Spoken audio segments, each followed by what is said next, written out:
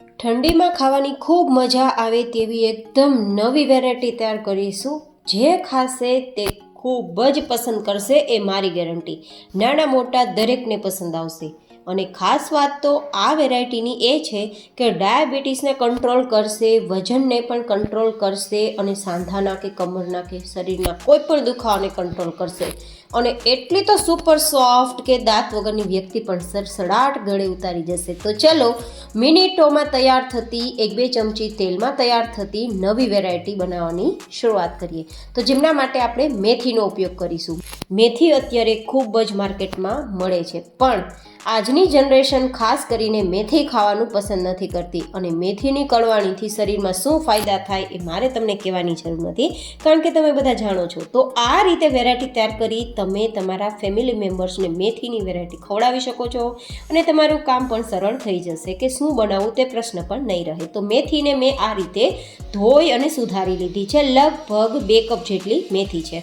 હવે 1 નંગ જેટલું ગાજર લેશું, તેને પણ છાલ ઉતારી અને રફલી ચોપ કરી લેશું. જો કે તમે ખમણી શકો છો અથવા તો નાનું નાનું સમારી પણ શકો છો, પણ હું તો ચોપરનો ઉપયોગ કરીશ તો અત્યારે રફલી ચોપ કરું છું. સાથે મેં આટલા મરચાં લીધા છે, 10થી 12 નંગ જેટલા મરચાં હશે. તીખા નથી એટલે આટલા વધારે લીધા છે. તમારી પાસે તીખા મરચાં હોય તો થોડા ઓછા લેવા. આ રીતે પહેલાં તો રફલી ચોપ કરી લેશું. તમે પેસ્ટનો ઉપયોગ પણ કરી શકો છો, તો મિક્સરમાં સીધું તમારે ગ્રાઇન્ડ કરી લેવું. આ રીતે મરચાંના ટુકડા કર્યા બાદ હવે હું આદુનો ટુકડાને પણ મોટા મોટા સમારી લઈશ. લગભગ 3થી 4 ઇંચ થાય ને તેટલું આદું છે. હવે આ રીતે આદુનો ઉપયોગ કર્યા બાદ થોડા લીલા ધાણા લેશું. અત્યારે જેટલી લીલી શાકભાજી આવે છે તેનો ઉપયોગ જેટલો કરીએ તેટલો ઓછો, કારણ કે શિયાળા દરમિયાન એકદમ સરસ પ્રમાણમાં લીલા શાકભાજી આવે છે અને જો તેને શિયાળા દરમિયાન ખાવામાં આવે ને તો આખું વર્ષ તમે ક્યારેય બીમાર નહીં પડો, એ મારી ગેરંટી. તો આ રીતે ધાણાને પણ મેં રફલી ચોપ કરી લીધા છે. અને હવે અહીંયા ડુંગળી લસણનો ઉપયોગ નથી કરવાના, જેથી મેં અહીંયા કોબીનો ઉપયોગ કર્યો છે. તો હવે મેં અડધા નંગ જેટલી કોબી લીધી છે અને તેને રફલી ચોપ કરી લઈશ. તમે આને ખમણી શકો છો અથવા તો મિક્સરમાં આ રીતે રફલી ચોપ કરી અને નાનું નાનું સમારી પણ શકો છો, મતલબ ચોપ કરી શકો છો અથવા ચોપરનો ઉપયોગ પણ કરી શકો છો. આ રીતે લગભગ કોબી જોઈએ ને તો 2 થી 3 કપ જેટલી કોબી હશે. હવે તેને હું ચોપરમાં થોડી થોડી ઉમેરતી જઈશ અને ચોપ કરતી જઈશ. મેં ચોપરનો ઉપયોગ કરવાની હતી ને એટલા માટે રફલી ચોપ કર્યું, તમે ખમણી શકો છો. તો આ રીતે એકદમ નાનું નાનું સમારાઈ ગયું છે. ગાઈઝ, આ વેરાયટી એટલી હેલ્ધી છે અને સ્વાદમાં તો કંઈ ઘટે નહીં. તમે મંચુરિયનને ભૂલી જશો, પીઝાના ટેસ્ટને ભૂલી જશો. આ રીતે વેરાયટી તૈયાર થશે અને પૂરી, પરોઠા, થેપલા, પુડલા બધું જ ભૂલાઈ જાય, ઢેબરાને પણ ટક્કર મારે તેવી વેરાયટી તૈયાર થશે. તો એકવાર જરૂર ટ્રાય કરજો. અને ખાસ વાત તો એ છે કે ફટાફટ બને છે, ઓછા તેલમાં બને છે, લસણ ડુંગળીના ઉપયોગ વગર બને છે અને બધા જ ને પસંદ આવશે તે રીતે બને છે. તો હવે કોબીને ચોપ કર્યા બાદ ગાજર, મરચાં અને આદુને પણ ચોપ કરી લેશું અને આ બધી સામગ્રીઓને ભેગી કરી લેશું. ઘણીવાર આપણે એવું થતું હોય ને કે ટિફિનમાં શું આપવું, લંચ બોક્સમાં શું આપવું, તો તમે આ વેરાયટી આપી શકો છો, કારણ કે આ વેરાયટી ઠંડી થઈ ગયા બાદ પણ ખૂબ જ ભાવશે. એન્ડ હા મિત્રો, આ વેરાયટીનું નામ શું રાખી શકાય તે પણ મને જરૂર બતાવજો. હવે આપણે કોબી, ગાજર, મરચાં, આદુ જે બધું ભેગું કર્યું છે ને તેમાં મેથી અને ધાણા બંને ઉમેરીને એકવાર મિક્સ કરી દેશું. તો હું તો અત્યારે ટમેટાનો ઉપયોગ કરવાની છું, તો 2 નંગ જેટલા ટમેટા લીધા છે. વધારે ટમેટા નહીં ઉપયોગમાં લઈએ, નહીં તો વેરાયટી બનાવવામાં થોડી મુશ્કેલી આવશે, કારણ કે ટમેટામાં પાણી હોય છે ને તો એ થોડું મુશ્કેલ કામ થઈ જાય. એટલા માટે હું 2 નંગ જેટલા ટમેટાને આ રીતે નાના ટુકડામાં સમારી લઉં છું.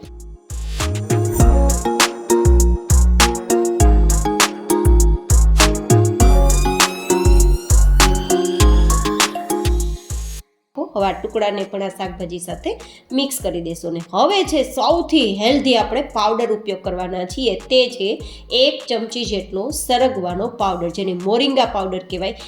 આ સરગવાનો કે મોરિંગાનો પાવડર મેં ઘરે તૈયાર કર્યો છે. ઘરે કઈ રીતે તૈયાર કરવાનો, શેનાથી આપણે મોરિંગાનો પાવડર તૈયાર કરીએ તો વધારે ફાયદા થાય, તે બધા જ ફાયદા સાથેની રેસીપી ઉપર આઈ બટનમાં આપી છે.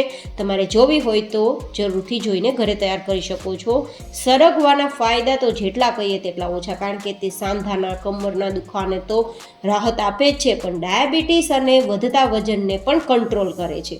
ઓલ ઇન વન છે, 300 જેટલી બીમારીઓને દૂર રાખે છે. તો સરગવાનો આ રીતે આપણે ઉપયોગ કરી અને કોઈ પણ ફેમિલી મેમ્બર્સને જે સરગવો નથી ખાતા તેને પણ ખવડાવી શકીએ છીએ. તો જરૂરથી તે આપણી રેસીપી મેં આપેલી છે તેને પણ જોવાનું ચૂકતા નહીં.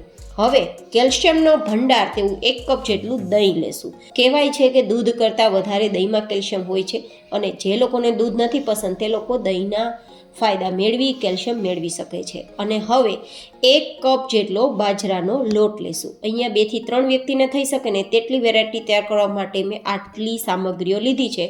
તમે ફેમિલી મેમ્બર્સ અકોર્ડિંગ વેરાયટીમાં વધઘટ કરી શકો છો. બાજરો પણ કેલ્શિયમનો ભંડાર છે. ઠંડીમાં ખાવાથી લોહીને ગરમ રાખે છે અને સાંધાના દુખાવાને કંટ્રોલ કરે છે. હવે અહીંયા સ્વાદ પ્રમાણે નમક ઉમેરી દઈશું, 1 થી 1.5 નાની ચમચી જેટલું, અને 1/4 ટીસ્પૂન જેટલો હળદર પાવડર, 1 થી 1.5 નાની ચમચી જેટલું લાલ મરચું પાવડર, 1 ચમચી જેટલું ધાણા જીરું પાવડર. આ બધું જ મિક્સ કર્યા બાદ હવે આપણે 2 ચમચી જેટલા તલ ઉમેરીશું. તલ પણ કેલ્શિયમનો ભંડાર છે અને શિયાળા દરમિયાન કોઈને કોઈ રૂપે ખાવો જોઈએ તો મેં આ વેરાયટીમાં ઉમેરેલા છે. જો કે તલ ના ઉમેરવા હોય તો ઓપ્શનલ છે. હવે આ બધી સામગ્રીને આ રીતે મિક્સ કરીશું. જરૂર લાગશે તો જ પાણી ઉમેરશું, બાકી પાણી નથી ઉમેરવાનું, કારણ કે આમાં ભરપૂર શાકભાજી છે અને દહીંનો ઉપયોગ પણ કર્યો છે, તો આપણે પાણીનો ઉપયોગ જો કે કરવો જ નહીં પડે. આ રીતે બધું જ ભેગું કરતાં આપણે જેવું પુડલાનું બેટર હોય ને તેનાથી થોડું ઘટ એવું, એટલે કે રોટલીના લોટથી થોડું સોફ્ટ એવું આપણે આ તૈયાર થશે. આ રીતે હાથમાં થોડું ચીપકશે, પણ આ રીતે લોટની જેમ બંધાઈ જશે. બસ આટલું આપણે સોફ્ટ રાખ્યું છે. જો આટલું સોફ્ટ આપણું તૈયાર થઈ ગયું છે, તો આમાં પાણીનો ઉપયોગ મારે કરવો જ નથી પડ્યો, કારણ કે શાકભાજીમાં પાણી હતું, ટમેટામાં પાણી હતું અને દહીં પણ લિક્વિડ ફોર્મ જ હોય છે. તો આ રીતે તૈયાર થઈ ગયું છે અને લોટ એકદમ ઓછો આપણે ઉપયોગમાં લીધો છે. તો હવે આપણે આને તૈયાર કરવા માટે વણવાની ઝંઝટ નથી કરવાની, તો સીધી જ તવા પર થોડું તેલ લગાવશું. એકદમ ઓછા તેલમાં વેરાયટી તૈયાર થશે. જો કે નોનસ્ટિક તવો હશે ને તો એકદમ ઓછું તેલ જોશે, રેગ્યુલર તવો હશે તો થોડું તેલ વધારે જોશે. હવે તમારી ઈચ્છા, તમારે કયા તવા પર કરવું. હવે આ રીતે થોડું બેઝ હાથમાં લેવાનું ને પછી હાથની મદદથી થપથપાવી અને ભાખરીની સાઇઝ હોય ને તેનાથી થોડું પાતળું રાખવાનું. બને ને તો એકદમ નાની સાઇઝ તૈયાર કરજો, જેથી ઉથલાવવામાં તકલીફ ના થાય, કારણ કે એકદમ ભરપૂર શાકભાજીથી છે ને તો થોડું સોફ્ટ વધારે પ્રમાણમાં છે, તો ઉથલાવવામાં તૂટી ના જાય ને એટલા માટે થોડું ભરાવદાર રાખવાનું અને થોડું નાની સાઇઝમાં રાખવાનું. તમે જો મોટું બનાવીને ઉથલાવી શકતા હોય તો મોટું તૈયાર કરી શકો, પણ ઉથલાવવામાં તકલીફ થાય ને તો થોડું નાનું રાખવાનું અને ભરાવદાર રાખવાનું, અને પછી તેને કૂક કરી લેવાનું. હવે જો તમે આ રીતે તવા પર સીધું તૈયાર ન કરી શકો ને તો શું કરવાનું, બટર પેપર લેવાનું અથવા તો કોઈ પણ પ્રકારની પોલિથીન બેગ લેવાની. તેમાં એકવાર તેલથી તેને ચીકણું કરી લેવાનું, જેથી આપણે આરામથી તેને ડીમોલ્ડ કરી શકીએ.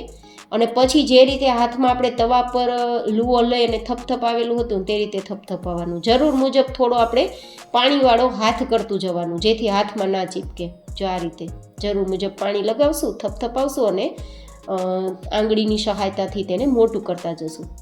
ભાખરીની સાઇઝથી થોડું પાતળું રાખજો, જેથી આરામથી અંદર સુધી કૂક થઈ જાય અને વેરાયટી ખાવામાં મજા આવે. પણ થોડું નાની સાઇઝમાં હશે તો ઉથલાવવામાં મજા આવશે. આ રીતે પણ તૈયાર થઈ ગયું. ટૂંકમાં મેં 2 રીતે તમને આ વેરાયટી તૈયાર કરવાની રીત બતાવી.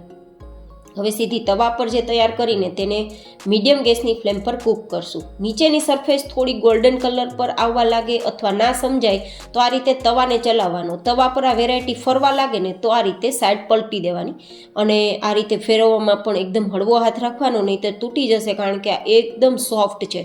કારણ કે આમાં લોટનું પ્રમાણ ઓછું છે, શાકભાજીનું પ્રમાણ વધારે છે, અને આમાં પણ શાકભાજી એકદમ લીલા છે, તો પાણીથી ભરપૂર હોવાના કારણે વેરાયટી વધારે સોફ્ટ બની છે. હવે થોડું તેલ લગાવીશું, અડધી ચમચી જેટલું જ, અથવા જરૂર મુજબ, અને પછી બંને સાઈડ ફેરવીને ગોલ્ડન કલર પર આવે ને ત્યાં સુધી આપણે કૂક કરી લેશું. આ વેરાયટી એટલી સોફ્ટ બની છે કે કોઈ દાંત વગરની વ્યક્તિને આપશો ને તો પણ એ સડસડાટ ગળે ઉતારી જશે, અને ઠંડી થઈ ગયા બાદ પણ ભાવશે તો લંચ બોક્સ કે ટિફિન બોક્સમાં પણ આપી શકશો. અને જે લોકો શાકભાજી નથી ખાતા, મેથી ખાસ કરીને, બાજરાનો લોટ આવું નથી ખાતા, તે લોકોને આ વેરાયટી બનાવીને ખવડાવજો. એમને ખબર પણ નહીં પડે કે આમાં શું છે અને તે ખાઈ લેશે અને પરિણામે તેના ગુણધર્મો પણ મેળવી શકશે. હવે જે આપણે બટર પેપર પર તૈયાર કરેલી વેરાયટી છે ને તેને પણ આપણે આ રીતે કૂક કરી શકીએ છીએ. આ બંને રીતે તમે કૂક કર્યા બાદ સીધું તવા પર પણ કરી શકો. મતલબ મેં પહેલાં જે તવા પર બતાવ્યું ને ત્યારે તવો ઠંડો હતો, પણ અત્યારે આ તવો ગરમ છે ને તો પણ આ વેરાયટી તૈયાર થઈ શકે એ બતાવવા માટે મેં તમને આ બતાવ્યું છે. જો આ રીતે તવો ગરમ છે પણ આપણી આ બેઝ છે ને તે થોડું ઠંડુ છે અને થોડું પાણીવાળું છે, તો આપણો હાથ બિલકુલ નહીં દાજે. તમે આરામથી તૈયાર કરી શકશો અથવા તમારી ચોઈસ પ્રમાણે તૈયાર કરી શકશો. તો તૈયાર છે એકદમ હેલ્ધી, ટેસ્ટી, સ્વાદિષ્ટ વેરાયટી, જેને દહીં સાથે ખાઈ શકો છો. ખૂબ મજા આવશે. તો કેવી લાગી આજની નવી વેરાયટી? તમારા ફીડબેક મને જરૂર શેર કરજો. ફરી મળીશું એક નવી જેન હેલ્ધી રેસીપી સાથે. ત્યાં સુધી stay healthy and stay happy.